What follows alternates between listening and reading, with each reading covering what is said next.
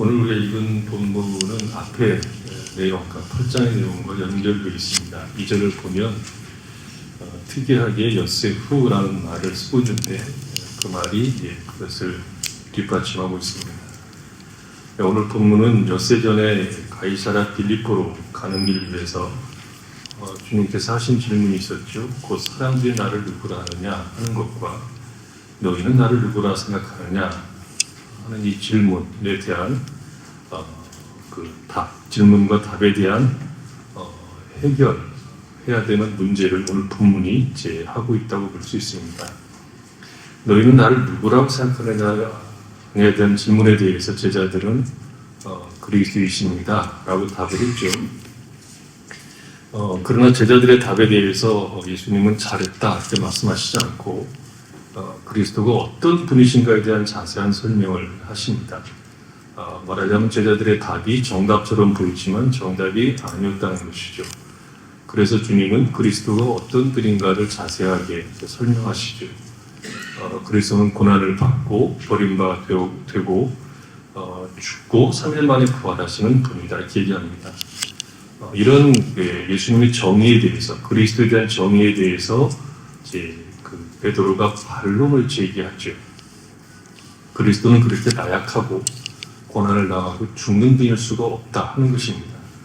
그리스도는 강한 분이고 악한 자들을 부수고 정의를 실현하고 그를 따르는 백성, 이스라엘 백성들이죠.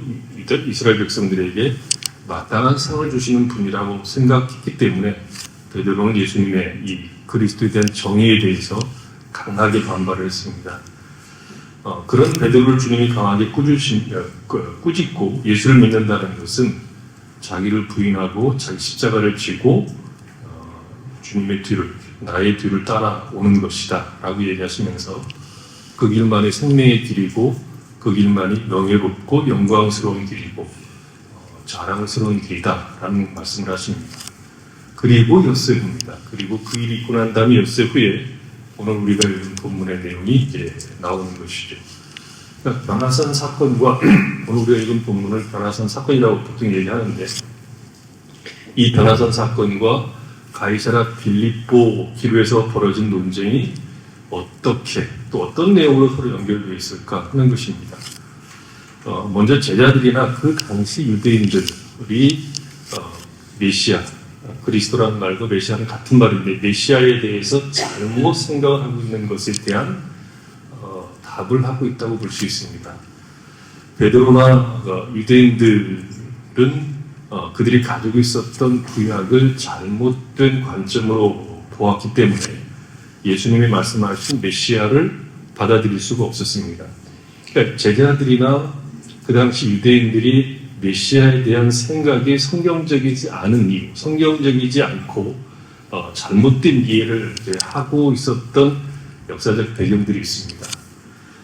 남유다가 망한 시기가 기원전 586년이죠. 바벨론에 의해서 완전히 망합니다. 남유다는 자신들이 망할 때까지 절대로 망할 수가 없다고 생각을 했습니다. 왜냐하면 하나님의 성전이 있고 그리고 그 율법을 가지고 있고 그리고 예루살렘 자체가 하나님의 도성이기 때문에 결코 망하지 않는다고 생각을 했습니다. 그러나 성전이 있음에도 불구하고 망했고 성전조차도 완전히 파괴됐죠. 그 당시 전쟁이라고 하는 것은 신들의 전쟁으로 이해를 했기 때문에 하나님이 피한 것처럼 보이는 일을 하나님께서 스스로 감당하신 겁니다. 하나님의 수치를 감당하셨습니다. 사실 하나님이 능력이 없어서 망한 것이 아니라 이스라엘 백성들의 범죄로 인해서 망한 것이요. 그러나 하나님 그들을 버린 것은 아닙니다. 징계를 행하신 것이고 다시 돌이킬 거라고 분명히 얘기를 했습니다. 그래서 다시 돌이킬 것이라고 하는 하나님께서 하신 그 약속을 따라서 포로가 되어서 바벨론에 살던 유다 민족은 70년 만에 다시 이 땅으로 돌아오게 되죠. 독립이 되어서 온 것이 아닙니다. 바벨론을 무너뜨리는 나라의 배려 때문이죠. 성경은 바사라고 되어 있는데 페르시아입니다. 페르시아의 배려 때문에 돌아오게 되죠. 바벨론에 가서 유다 민족은 종교적 패턴이 좀 바뀌게 됩니다. 포로 생활 동안에는 성전이 없죠. 성전 중심의 종교 행위들을 더 이상 할 수가 없게 되어서 유다민족은 율법을 중심으로 자신들의 종교를 새롭게 정립해가기 시작합니다. 약속의 땅을 떠나고 성전이 이제 없으면 하나님을 섬길 수 없다고 생각했는데 이방 땅에서도 여전히 하나님이 그들과 함께 하시고 역사하시고 하나님의 백성으로 살 수 있음을 알게 되면서 유다민족은 성전이 없음에도 불구하고 그들에게 허락된 율법을 중심으로 신앙을 재확립하게 됩니다. 70년 만에 약속의 땅으로 이렇게 돌아올 때 일부만 돌아오고 많은 사람들이 여전히 그 땅에 남아있었던 이유는 여러 가지 이유가 있을 수 있죠. 재산이 많이 형성된 사람들은 옮기 힘드니까 있을 수도 있겠지만 이방 땅에서도 하나님을 섬길 수 있음을 알았기 때문에 많은 사람들이 남아있었던 겁니다. 에스더에 나오는 모디 같은 사람들 다 그런 사람들입니다. 그리고 또 이스라엘 백성들의 그 생각 중에는 율법을 따라 살게 되면 하나님께서 자신들에게 복을 주실 것이지만 율법을 어기게 되면 하나님으로부터 벌을 받는다는 것을 신앙의 중요한 내용으로 확인하게 됩니다. 자신들이 바벨론 포로가 되어서 고통을 겪게 된 원인이 하나님이 자신들을 버렸기 때문이 아니라 율법을 어겼기 때문이라고 생각을 한 것이죠. 그래서 그들이 다시 자기 땅으로 돌아왔을 때 정신을 차린 것처럼 보이지만 사실은 유다 땅으로 돌아와서도 그렇게 정신을 썩 차리지는 못했습니다. 에스라를 읽어보면 유력한 자들부터 시작해서 저 밑에 있는 백성들이 이르기까지 이방 여인들과 결혼하는 것을 신성하게 여겼다는 것을 알 수 있습니다. 많은 사람들이 이방 여인들과 결혼했어요. 그게 불과 이스라엘 백성들이 자기 땅, 약속의 땅으로 돌아온 지 100년도 안 된 사이에 일어난 일입니다. 그리고 말라기를 보면 회복된 성전에서 성전 제사를 드리긴 하지만 성전에 드리는 제사를 대충 했음도 알 수 있죠. 제물을 대충 드렸습니다. 성전 제사도 대충 드리고 11조도 드리지 않음으로 인해서 성전에 봉사할 사람들이 성전에 붙어 있을 수 없게 된 겁니다. 그러니까 성전이 망가진 거죠. 제사 자체가 망가진 겁니다. 그런 상황에서 활약한 선지자들이 에스라, 느헤미야, 말라기입니다. 학개와 스가랴는 성전 건축을 멈추고 있는 유다 민족을 각성시켜서 성전을 건축하도록 이렇게 격려한 그런 선지자들이죠. 우리가 생각해 볼 필요가 있습니다. 하나님이 가라고 해서 다시 돌아왔죠. 이미 바벨론에서 자리를 잘 잡고 있는 것을 뒤로하고 하나님이 약속하신 땅으로 돌아왔으면 좋은 일이 생겨드는데 여전히 그들은 이방 민족에게 지배를 받는 신세에서 벗어나지 못하고 있었습니다. 우리가 생각할 때 바벨론으로 포로로 잡혀간 사람들이 다 왔을 거라고 생각하지만 일부만 왔습니다. 그리고 그 일부는 남아있는 사람보다 훨씬 적은 무리가 왔습니다. 그러니까 돌아온 무리들은 훨씬 더 약속의 땅에 대한 간절함, 성전 예배에 대한 그 사모함 이런 것들이 있음에도 불구하고 그들은 그 땅에 들어와서 하나님께서 힘을 주시는 것이 아니라 그 당시 패권국들에게 계속 지배를 당하는 신세를 면하지 못했습니다. 페르시아에게 지배를 당했고 페르시아 다음에는 알렉산더가 페르시아를 무너뜨리죠. 그래서 헬라 통치를 받게 됩니다. 페르시아나 헬라의 통치, 그 알렉산더의 통치는 숙주들의 종교와 식민지의 종교와 문화를 존중하긴 했습니다. 세금을 내고 반역할 의도가 없으면 거의 자치라고 볼 수 있을 정도로 자치를 줬습니다. 그런 과정에서 성장한 그룹이 제사장 중심의 사두개파들입니다.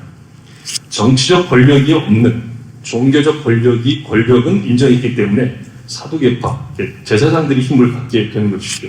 그러나 알렉산더가 죽고 난 다음에 제국이 분할됩니다. 처음 분할됐을 때 이 팔레스타인 지역은 이집트를 중심으로 한 프톨레미 왕조가 지배하는데 똑같이 전에 있었던 헬라 왕조와 똑같이 통치했기 때문에 큰 문제가 없었습니다. 그러나 패권이 시리아와 소아시아 지역을 지배하던 셀루쿠스 왕조에게 넘어가면서 문제가 생깁니다. 주전 198년부터 셀루쿠스 왕조의 지배를 받게 되죠. 유대인들은. 이때 아주 고단한 식민지 생활을 하게 됩니다. 그 중에서도 안티오쿠스 4세는 유대교를 극심하게 탄압을 했습니다. 다른 지배자들은 문화와 종교, 식민지의 문화와 종교를 인정했습니다. 세금을 내고 충성을 하면 그냥 그대로 살도록 내버려 두었지만 이 셀루쿠스 왕조는 전혀 다른 통치 방식을 가지고 있었습니다. 그들은 그들의 종교와 문화를 인정하지 않았고 간접 통치를 하지 않았고 직접 통치를 했고 헬라화를 강요했습니다. 이 사람이 성전에 제우스 신상을 세웠고 돼지 피를 뿌리는 일을 하고 유대교를 버리고 이방 종교로 돌아올 것을 온 마을에 퍼져서 강력하게 주장합니다. 돼지고기를 먹도록 강압적으로 먹도록 탄압을 하기 시작하죠. 이런 시대에 마카비 혁명이 일어나게 됩니다. 제사장 집안인데 혁명이 일어나게 됐죠. 그 아들들이 혁명을 일으키게 됩니다. 이들이 약 3년 동안 추정을 해서 기원전 164년에 예루살렘 성전을 복원하게 되고 주전 142년에 완전한 하스몬 왕조라는 독립정부가 세워지게 됩니다. 완전한 독립이라기보다는 셀루쿠스 왕조가 다른 이방 지역들을 이런들과 권력들과 투쟁하고 있는 바람에 이 팔레스타인까지는 통치할 수 없으니까 자치정부를 허락해 준 겁니다. 이 하스모니아 시대에 우리가 알고 있는 그 유대교 관습과 전통이 서서히 세워지게 되고 견고해지게 됩니다. 이 시기에 일반 평민들의 지도자인 바리새인들이 민중의 중심에 서게 됩니다. 제사장 그룹은 둘로 나뉘게 됩니다. 원래 그 하스몬 왕가가 제사장 왕가인데 그 하스몬 왕가가 왕권을 잡으면서 종교적 권력과 세속적 권력을 다 잡음으로 그 권력에 대해서 인정했던 자들이 사두개인들이고 어떻게 제사장들이 세속 권력까지 다 가지냐 하는 그건 거룩하지 않다라고 해서 그들에 대해서 반발로 제사장 그룹 가운데 한 무리가 광야로 들어가서 집단적으로 하게 되는데 이들은 타락한 제사장들이 드리는 성전 제사는 무효하다 하면서 광야에서 메시아를 기다리며 살았던 무리들입니다. 그래서 에센파라고 하는데 성경에는 안 나옵니다. 학자들은 세례 요한이 예산파에 의해서 교육받은 것이 아니냐 이렇게 얘기합니다. 왜냐하면 세례 요한이 그 집안이 제사장 집안이거든요. 예수님 당시 가장 강력한 종교 그룹, 민중의 사랑을 받았던 그룹은 바리새인들입니다. 왜냐하면 이들은 평신도였습니다. 제사장 그룹이 아닙니다. 그리고 제사장이 아니었기 때문에 11조를 받을 수가 없었어요. 제사장들만 11조를 받고 이들은 받을 수가 없기 때문에 각자의 직업을 가지고 있으면서 성경을 연구하고 그것을 가르치고 그것을 적용했던 그룹이 바리새인들입니다. 우리는 예수님이 바리새인들을 많이 비판하니까 나쁜 놈들이라고 생각하지만 성실했던 사람들입니다. 잘못된 성실을 물론 가지고 있었지만 굉장히 성실했고 민중들에게 존경을 받았던 그룹들입니다. 이 시기에 우리가 알고 있는 유대인의 성격, 곧 민족적 정체성을 가지게 됩니다. 그러나 이 왕조도 기원전 63년에 로마의 폼페이우스에 의해서 정복을 당하죠. 그렇게 이들은 그런 세월을 산 겁니다. 그러면 이 당시 유대인들에게 소망은 무엇이었을까요? 북이스라엘이 주전 722년에 아시리아에게 멸망당한 것을 포함하면 700년간 5개의 제국, 아시리아, 바벨론, 페르시아, 그리스, 로마에 의해서 지배를 받고 있었던 겁니다. 이런 상황을 스스로 극복할 수 없었던 이스라엘 백성들, 유다 민족의 소망은 자신들이 하나님을 잘 섬기고 율법을 잘 지키면 하나님께서 다윗과 같은 메시아를 보내서 자신들을 구원할 거라고 생각을 한 겁니다. 그런 신학이 그 당시 예수님 당시에 모든 유대인들이 가지고 있었던 신학입니다. 하나님 말씀을 잘 듣고 따라가고 있으면 언젠가는 우리가 상을 받을 것이다. 그 상은 다름이 아니라 그리스도가 오면, 메시아가 오면 우리가 해방되고 독립된 나라가 되어서 열방을 지배할 수 있을 거라고 생각한 겁니다. 그것이 보편적으로 가지고 있었던 유대인들의 생각이었습니다. 그런 생각을 뒷받침하는 것이 구약 성경이죠. 구약을 근거로 그런 생각을 가지게 된 겁니다. 그러니까 성경이 성경이 무슨 이야기를 하고 있는가를 통해서 자신들의 모습을 본 것이 아니라 자신들의 처지와 입장, 역사적 그 상황들을 보면서 그 상황 속에서 성경을 통해서 답을 구한 겁니다. 그러니까 정작 성경은 처음부터 이스라엘을 하나님의 백성으로 삼으신 목적에 대해서 모호하게 말한 적이 한 번도 없습니다. 하나님께서 이스라엘 백성들을 부르셨을 때 그의 조상 아브라함을 부를 때부터 그들에게 어떤 목적을 가지고 있는가를 명확하게 얘기하셨습니다. 보십시오. 창세기 12장 1절 3절입니다. 여호와께서 아브라함에게 이르시되 너는 너의 고향과 친척과 아비 집을 떠나 내가 네게 부를 땅으로 가라. 내가 너로 큰 민족을 이루고 네게 복을 주어 네 이름을称대케 하리니 너는 복이 될지라. 너를 축복하는 자에게는 내가 복을 내리고 너를 저주하는 자에게는 내가 저주하니 땅의 모든 족속이 너로 말미암아 복을 얻을 것이라 하신지라. 이게 아브라함을 부르신 목적이고 아브라함을 민족의 조상으로 해서 형성된 유대인들, 이스라엘의 목적이기도 합니다. 그것이 성경 곳곳에 나옵니다. 열국이 이스라엘 백성들을 통해서 하나님을 만나는 통로가 되게 하는 것이죠. 그런데 이스라엘은 오직 자신들만 하나님의 백성이고 자신들이 율법을 잘 지키고 있으면 다윗의 자손인 메시아가 와서 자신들을 해방하고 열방을 지배하는 나라가 될 것이라고 생각했습니다. 무엇을 보면서요? 성경을 보면서 그 생각을 한 겁니다.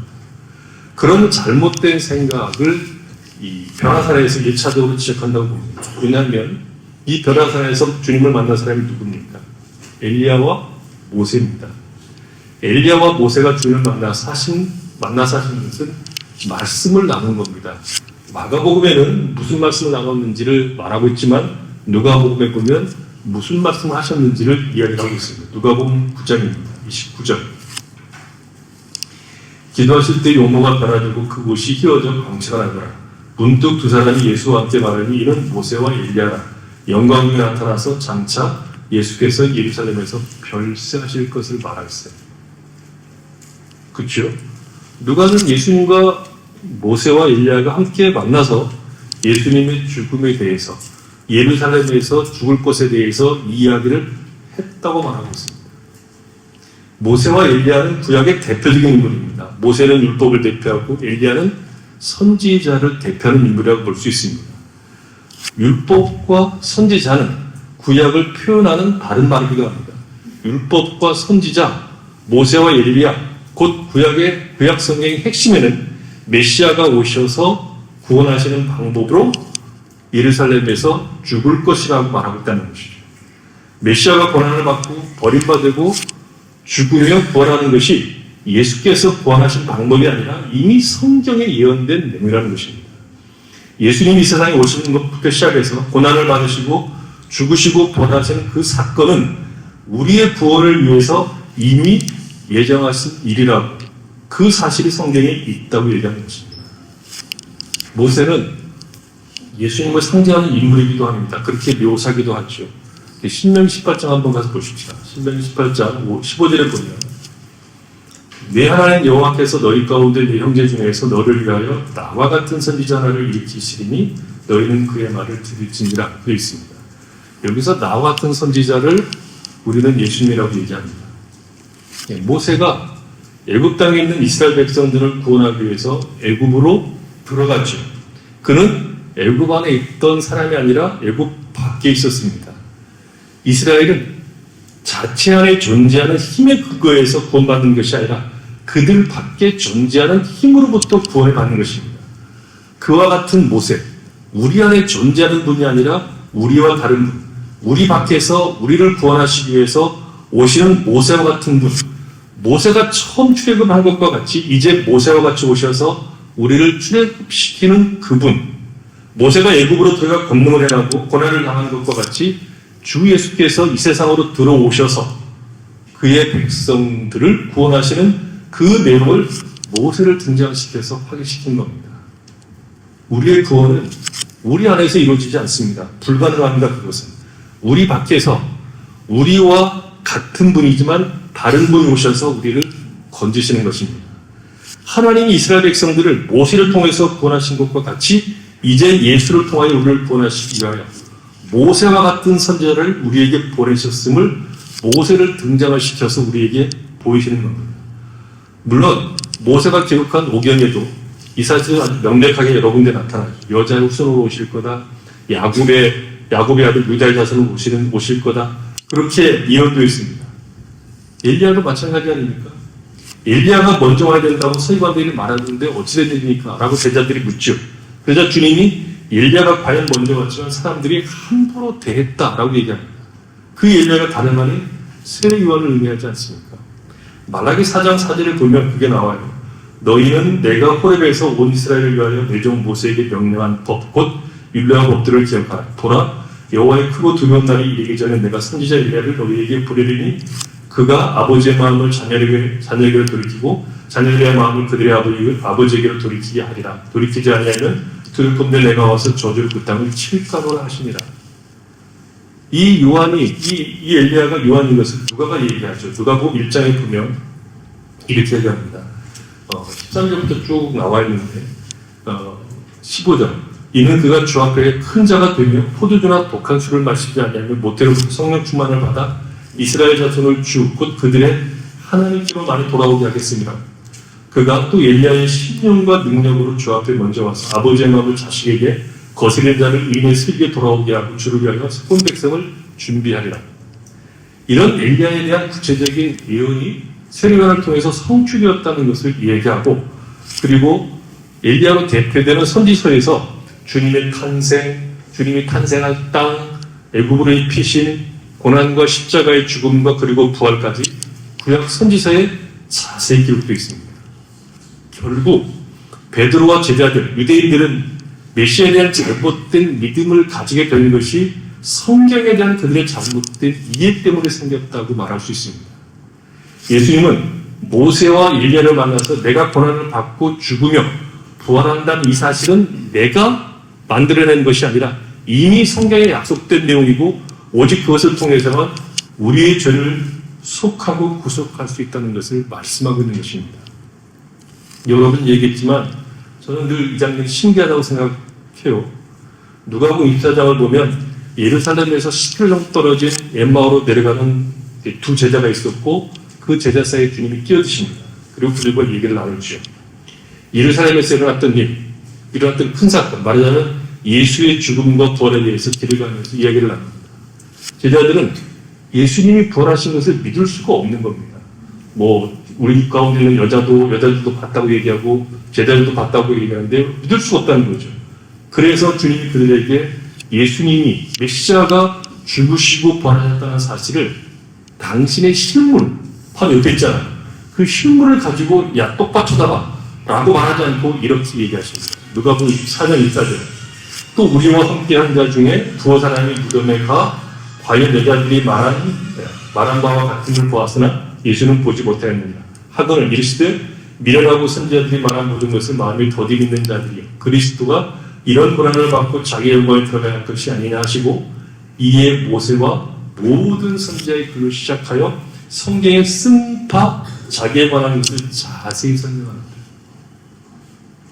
모세와 모든 선지자의 글로 시작하여 모든 성경에 쓴 바 자기에 관한 것을 자세히 설명하심으로 고난과 버림받은 것과 죽음과 부활을 통해서 구속하시는 그리스도의 사역을 이야기해 주신 겁니다. 그러니까 성경을 가지고 이미 성경 속에 약속된 사실을 가지고 자신의 존재와 사역, 곧 고난과 죽음과 부활의 중요성을 말씀하신 겁니다. 제자들은 성경을 몰랐던 것이고 유대인들도 동일합니다. 바리새인이나 서기관이나 그 당시 유대인들은 자기들이 가지고 있는 성경을 잘못 오해하고 있었던 것이죠. 말하자면 성경을 모르는 것은 작은 문제가 아니라는 거죠. 결정적인 문제입니다. 성경을 모르면 자신의 모습, 자신이 원하는 모습을 따라서 하나님을 형상화시킵니다. 예수를 믿는다고 얘기하는데 성경을 자세히 모르면 하나님은 자기 취향에 맞게, 자기 상황에 맞게 하나님을 이해하고 만들고 섬깁니다. 하나님의 말씀에 자신을 비추어서 자신을 보는 것이 아니라 반대로 한다는 거죠. 하나님의 백성들, 그리고 그들이 겪는 어려움, 그 어려움들이 어떤 의미와 내용을 가지고 있는 것인지를 모르고 하나님은 우리를 사랑하기 때문에 우리에게 그런 어려움과 힘든 것을 주실 수 없는 분이라고 생각해서 하나님을 그렇게 형상화시켜서 믿는다고 우기는 일이 벌어집니다. 베드로와 제자들은 모든 것을 버리고 왔으니 보상을 받아야 하는데 예수님이 고난받으시고 죽으신다는 말에 열받은 겁니다. 그러나 주님은 자신의 모든 사역이 즉흥적인 것이 아니라 이미 성경에 기록된, 약속된, 하나님께서 약속하신 내용을 따라 생각하는 것임을 보입니다. 성경이 우리에게 말하는 내용, 성경이 하나님과 그 하나님께서 생각하신 일과 목적을 모르면 우리의 신앙은 잘못된 길로 갑니다. 여러분, 그 중에 가장 대표적인 것을 한번 들려면 신앙과 인과응보의 문제일 겁니다. 인과응보는 굉장히 중요한 법칙입니다. 그리고 하나의 기둥입니다. 인과응보를 무시하게 되면 삶이 혼돈으로 몰아가게 될 수 있습니다. 그러니까 신앙은 그리고 인생은 인과응보로 다 풀어낼 수가 없습니다. 인과응보가 하나의 중요한 기준이고 법칙이긴 하지만 인간은 하나의 기계가 아닌 인격적 존재이기 때문에 인과응보로 모든 문제를 다 풀어낼 수가 없습니다. 욥과 그의 친구들이 서로 대화가 안 되는 이유가 여기 있었습니다. 친구들은 인과응보로 모든 사건을 보았기 때문에 빨리 회개하고 하나님께 용서를 구하면 네가 다시 복을 받을 것이라고 이해한 것이고 욥은 아니다. 나는 아니다. 나는 죄인이긴 하지만 이런 벌을 받을 만한 짓은 하지 않았다. 내가 왜 하나님에게 이런 대접을 받아야 되는지 나는 꼭 알고 싶다. 그래서 욥과 친구들의 대화가 평생을 있게 되죠. 그래서 하나님이 가르쳐 줍니다. 먼저 친구들에게 잘못했다 지적을 하죠. 인과응보가 중요하지만 그것이 답은 아니다. 나는 인과응보는 내가 만든 법칙이지만 나는 그 법칙을 뛰어넘어 있는 하나님이다. 인격적 하나님이다. 하나님은 하나님 욥에게 잘하면 상 못하면 벌을 주는 정도가 아니라 창조하신 하나님과의 대등한 관계, 곧 사랑과 교제하는 차원까지 욥을 불렀다고 얘기하는 겁니다. 하나님이 우리를 구원하십시오. 그러나 우리가 사실 잘 따져보면 우리는 구원받아야 될 어떤 이유도 없습니다. 심판을 받아도 할 말이 없는 존재입니다. 그것이 하나님의 공의일 겁니다. 그런데 하나님 그리스도 예수 안에서 우리를 찾아오셔서 구원하십니다. 왜냐하면 써먹으려고, 잘하면 상 주고 못하면 벌 주려고 절대가 아닙니다. 하나님 우리를 구원하시는 이유는 우리와 함께 하시기 위함입니다. 사랑을 나누고 교제하는 복을 누리도록 하기 위한 것입니다.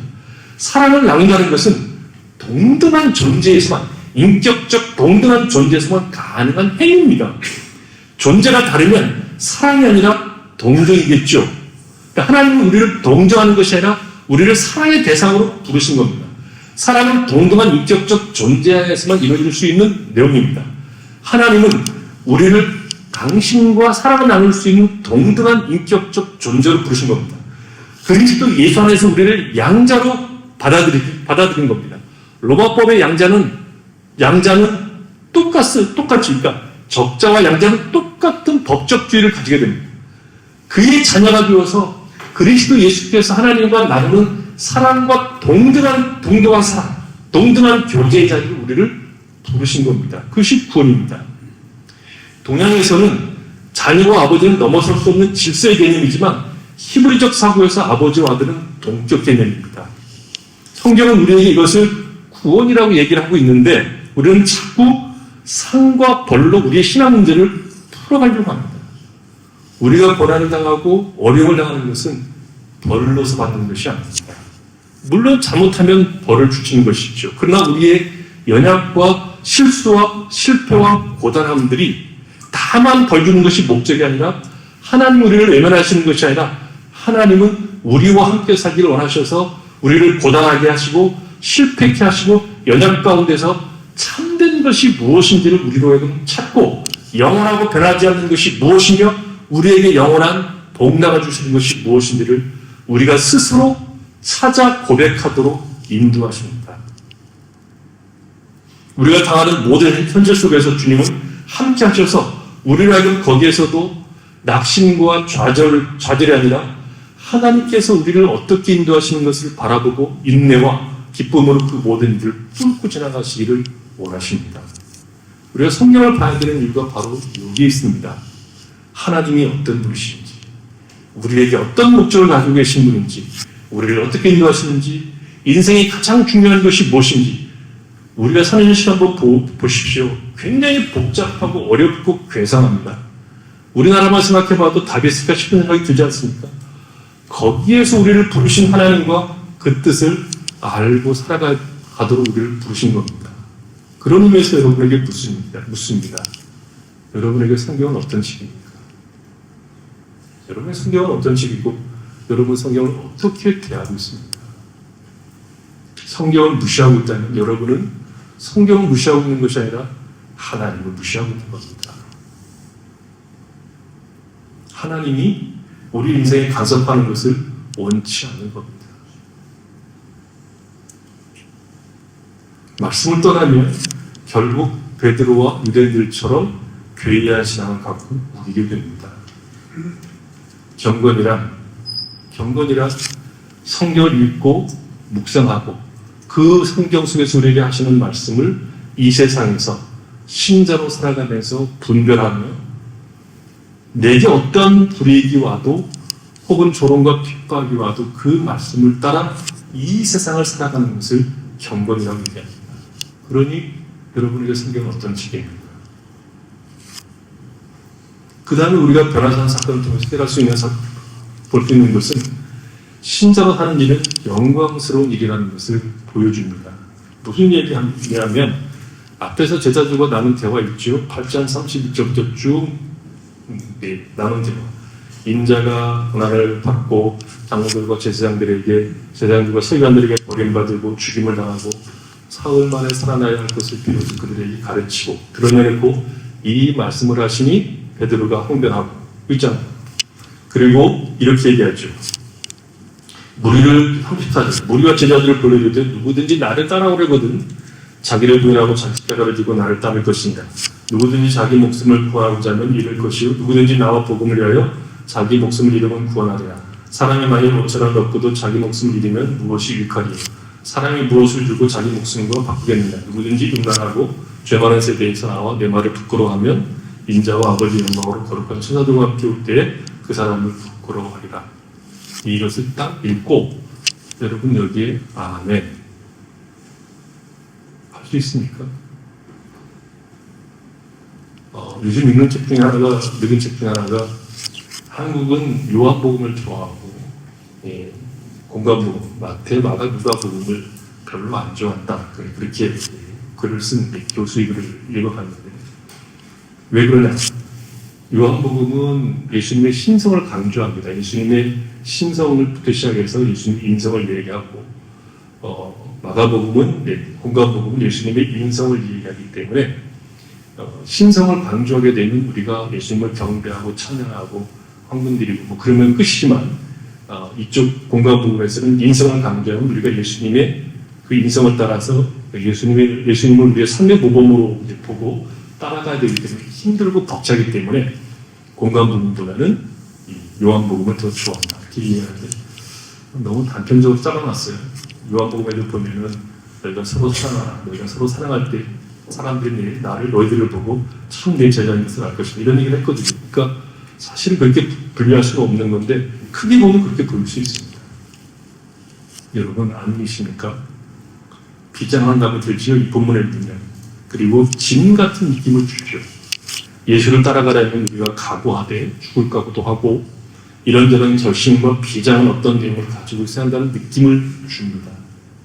예수를 믿는 것은 힘든 것이다. 어려운 것이다. 그런 생각이 들죠. 물론 예수를 믿고 산다는 것은 만만한 것이 아닙니다. 그러니까 성경은 예수를 믿고 사는 일, 예수를 따라가는 일이 각오와 비장함과 이런 것들로만 치워지는 것이 아니라 예수를 믿고 따라가는 것이 우리의 영광이요 자랑이라는 겁니다. 변화산에서 예수님이 더할 나위 없는 영광스러운 모습을 보이는 것이 고난을 당하고 십자가의 죽음을 당하는 이 길이 다만 실패이고 연약이고 낙심되는 길이 아니라 영광이고 구원의 길이라는 겁니다. 예수를 믿고 예수님을 따라가는 길은 그 어떤 길을 가는 것보다 영광스러운 길이요 복된 길이라는 것을 이 변화산을 통해서 우리에게 보이는 겁니다. 우리는 기독교 신앙이 가지고 있는 이 영광을 자주 놓칩니다. 신자로 사는 것은 기쁜 일이요 즐거운 일이지 각오와 비장으로만 채워지는 것이 결코 아닙니다. 믿음으로 산다는 것은 감사한 일이요 기쁜 일이요 많이 웃어야 될 일입니다. 그러니까 신자의 삶은 각오, 일사각오 이런 것들로 채워지는 것이 아니라 웃음과 기쁨과 여유와 관용과 용납과 이런 것들이 함께 있는 것입니다.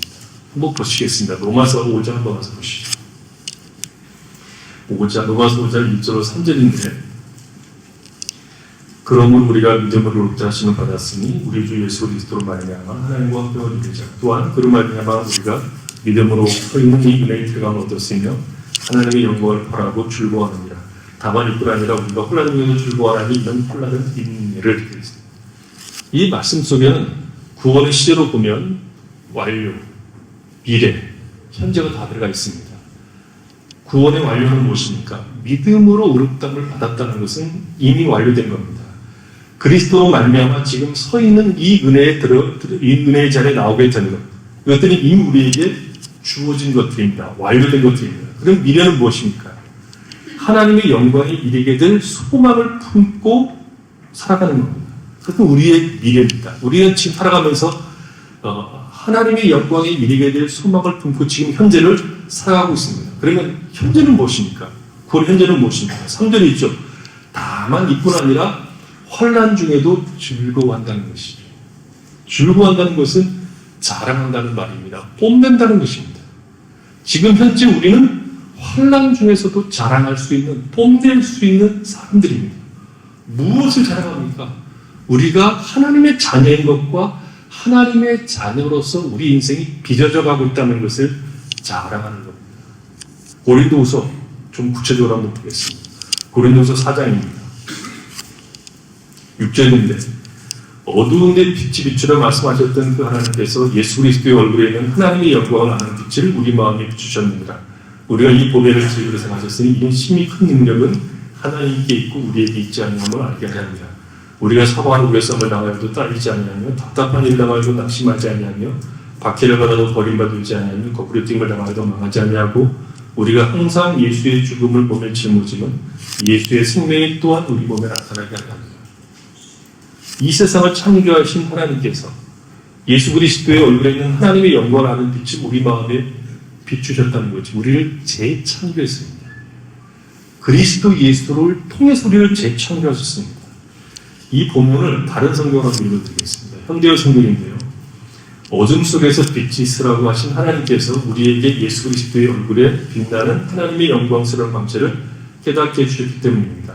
그러나 이 귀한 보물, 지금 우리들 속에 빛나고 있는 이 빛과 힘은 깨지기 쉬운 글, 곧 우리의 연약한 육체 속에 들어있습니다. 우리 속에 있는 이 영광스러운 힘은 우리 자신에게서 나오는 것이 아니라 하나님에게서 나오는 것이라는 사실은 누가 보아도 알 수 있습니다.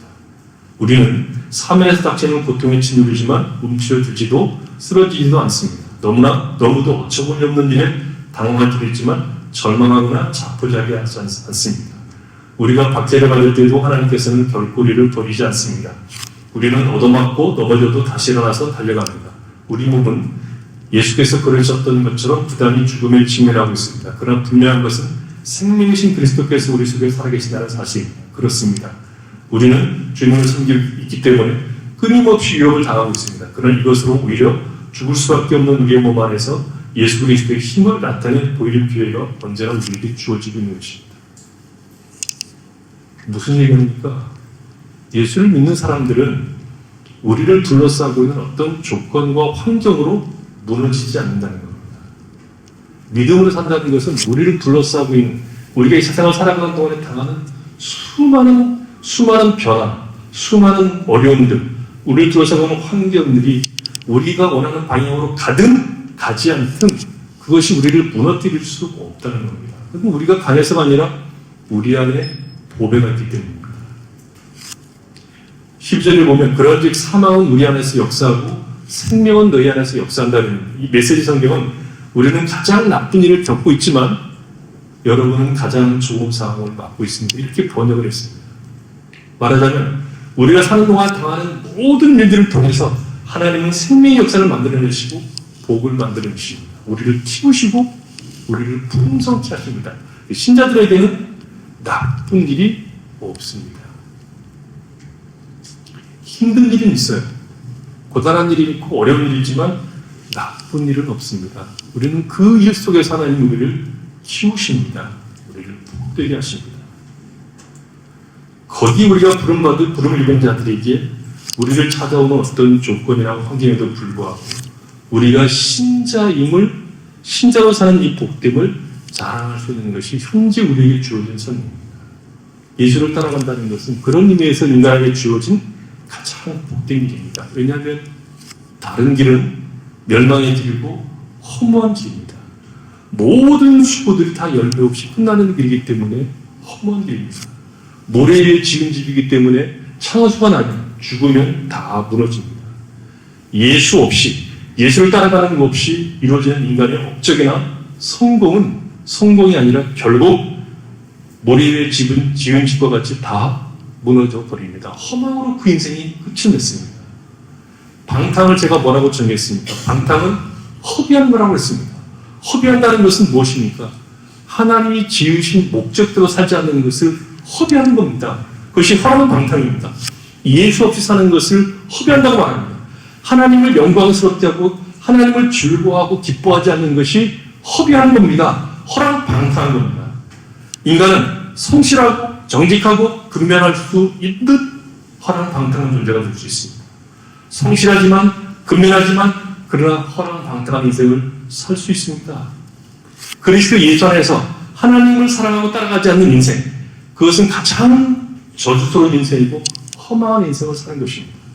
그러나 우리는 거기에서 구원을 받았습니다. 하나님을 사랑할 수 있게 되었고 하나님과 함께할 수 있게 되었습니다.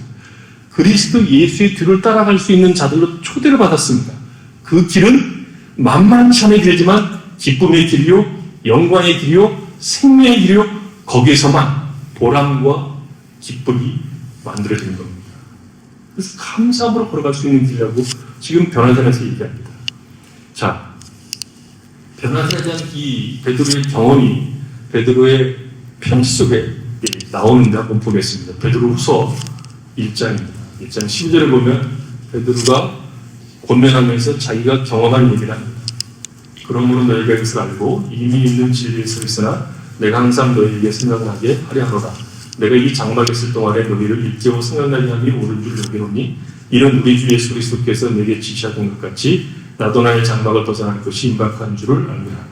내가 힘써 너희로 하여금 내가 떠나고이라도 어느 때나 이런 것을 생각나게 하려 하노라. 우리 주 예수 그리스도의 능력과 강림하심을 너희에게 알게 하는 것이 교회에 만든 이야기를 따르는 것이 아니요 우리는 그의 크신 영을 친히 본다. 지극히 큰 영광을 위해서 이러한 소리가 그에게 나기를 이런 내 사랑하는 아들을 내 기뻐한 자라 하실 때 그가 하나님 아버지께 존귀한 영광을 받으셨느니라. 이 소리는 우리가 그와 함께 거룩한 산에 있을 때 하늘로부터 나는 것을 들은 것이라. 또 우리에게는 더 확실한 이론이 있어 어두운 데를 비추는 등불과 같으니 아래 세워 샛별같이 너희 마음에 들어오기까지 너희가 이것을 주의하는 것이 옳으니라. 먼저 할 것은 성경의 모든 예언은 사사를 풀 것이 아니니 예언은 언제든지 사람의 뜻으로 낸 것이 아니요 오직 성령의 감동하시고 하는 사람들이 하나님께 받아 말하는 것이다. 베드로가 지금 무슨 얘기를 합니까? 내가 죽기 전에 너희들에게 꼭 깨우쳐줄, 부지런히 깨우쳐줄 일이 있다는 것입니다. 그것이 뭐냐면 앞에 한 얘기입니다. 너희가 구원을 받아 하나님의 성품의 참량자가 되었으니까 믿음의 덕의 지식의 절제를 인내의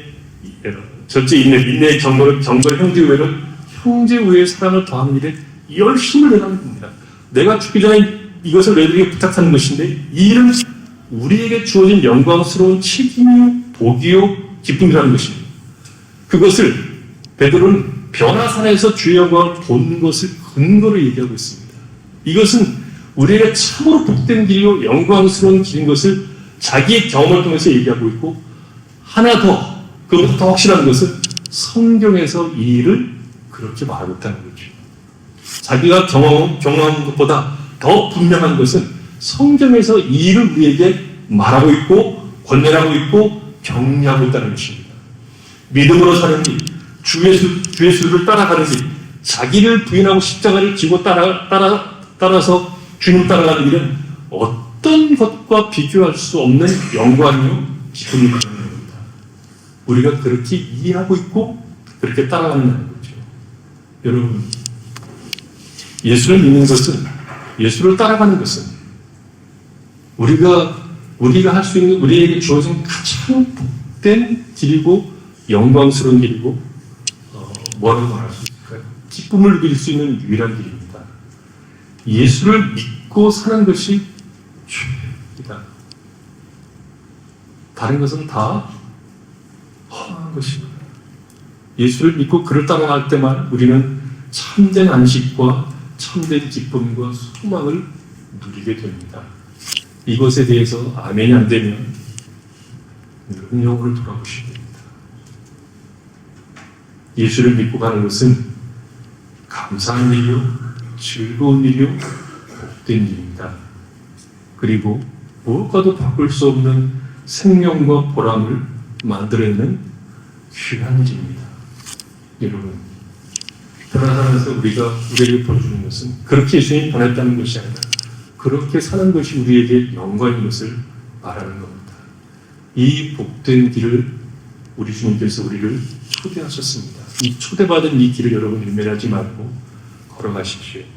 기쁨으로, 감사로, 그리고 그리스도 예수의 뒤를 따라가는 길이니까 이 따라가는 길 속에서 우리는 참된 안식과 기쁨을 맛보면서 서로 만날 때 웃으면서 그리고 격려하면서 하나님께서 우리가 허락하신 이 길을 걷기로 여러분 결심하셔야 됩니다.